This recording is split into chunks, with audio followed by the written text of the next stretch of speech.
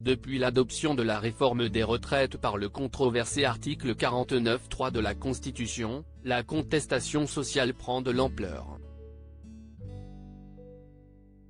Des manifestations massives ont ainsi lieu chaque semaine aux quatre coins de l'Hexagone. Des célébrités sont également montées au créneau pour faire entendre leur mécontentement. Il y a quelques jours, 300 d'entre elles ont même signé une tribune dans les colonnes de Libération. Comédiens, chanteurs, réalisateurs.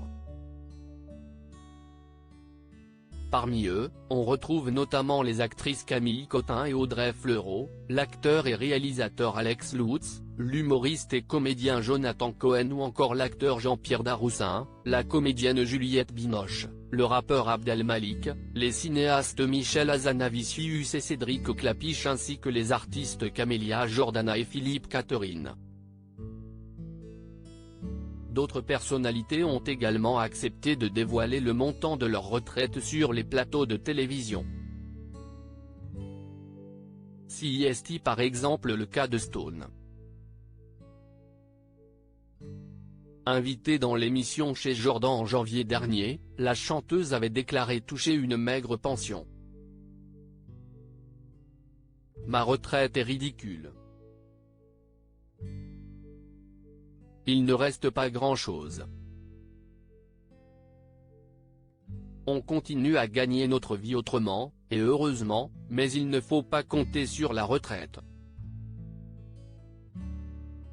Je gagne 1000 €. CIST terrible.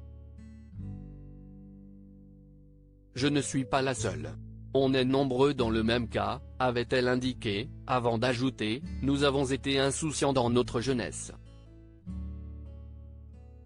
On n'a pas cotisé là où il fallait. Les galas de l'époque n'étaient pas déclarés. Sheila, les artistes n'ont pas de retraite mais il y a aussi certaines personnalités qui n'hésitent pas à tenir des propos quelque peu à contre-courant de nombreux Français. Lors d'un entretien accordé dans l'émission Click sur Canal+, la chanteuse Sheila a donné son avis sur le sujet. CIST un peu compliqué pour moi de parler de la retraite dans la mesure où les artistes n'ont pas de retraite, a confié l'artiste, précisant ne pas aimer le mot retraite car pour elle le travail CIST la santé et à la retraite on prend un coup de vieux terrible.